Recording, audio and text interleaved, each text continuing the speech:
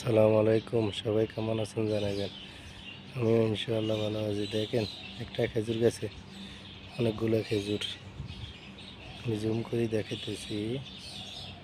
খেজুরগুলো এমন সুন্দর। এখন অতিরিক্ত গরম পড়তেছে খেজুর পাকার জন্য, এই কারণে অনেক গরম পড়তেছে।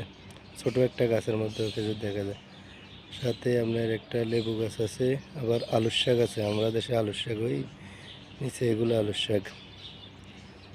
দেখেন, হাউসটা অনেক সুন্দর। এই দেশের রুট গাট অনেক সুন্দর। দেখেন,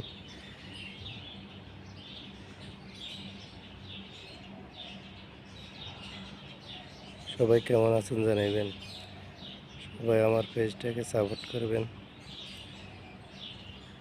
শেয়ার করবেন এবং ফলো করবেন।